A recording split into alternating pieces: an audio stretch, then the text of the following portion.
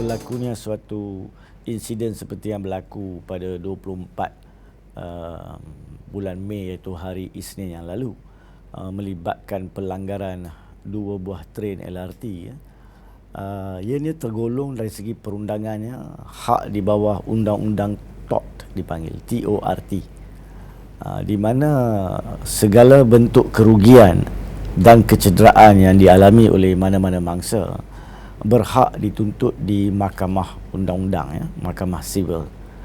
Dan apakah bentuk kerugian yang boleh dituntut? Yang pertama sekali, kecederaan, iaitu kalau ada kecederaan patah kaki, patah tangan ataupun kecalaran yang berlaku pada mana-mana bahagian badan, dan yang mana yang lebih serius, maka ada nilai-nilai ataupun piawaian-piawaian jumlah ganti rugi yang ditentukan dalam sistem kehakiman kita.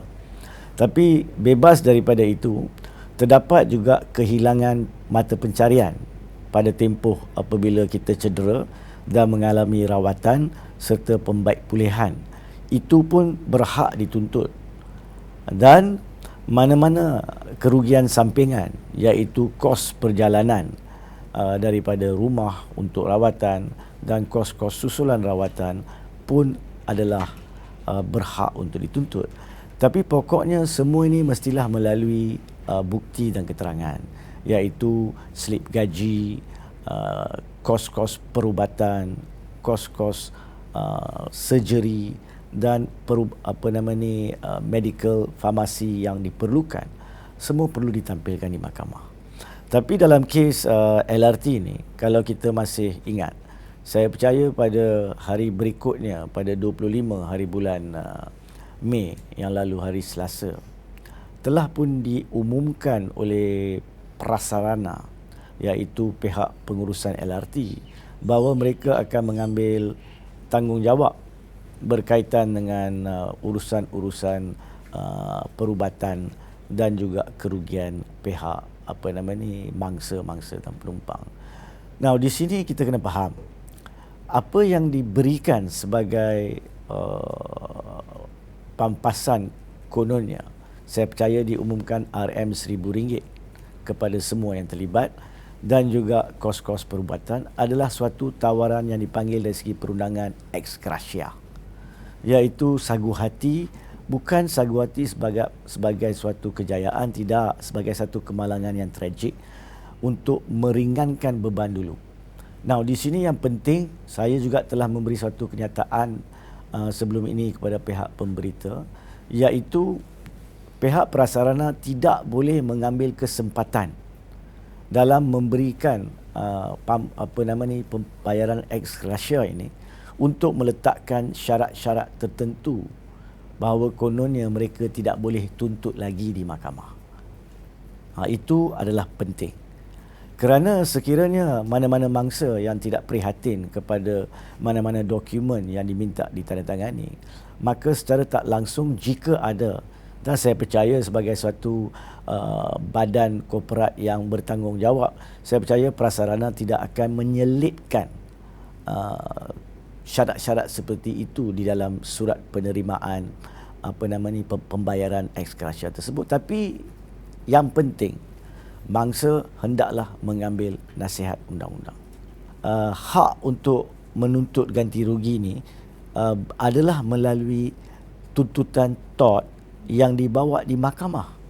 Apa yang ditawarkan secara sagu hati sekarang ini adalah tawaran di luar mahkamah.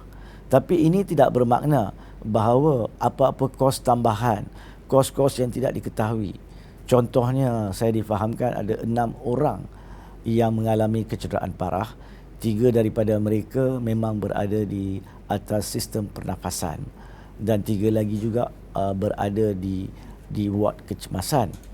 Dan mereka ini insya-Allah kita harapkan dapat pulih serta-merta.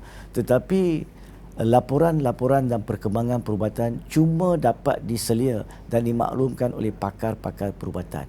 Dan mungkin ada kecederaan-kecederaan dalaman dan juga pembedahan-pembedahan lanjut yang perlu dibuat, yang pada masa ini tidak boleh tidak boleh diketahui kos yang akan dialami. Jadi sekala perkara ini akan cuma diketahui mungkin pada masa akan datang.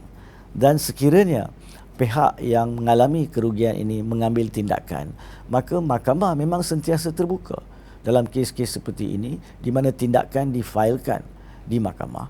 Selain daripada tuntutan sivil, dari segi kemalangan seperti ini sebenarnya terdapat suatu sudut perundangan jenayah yang terlibat.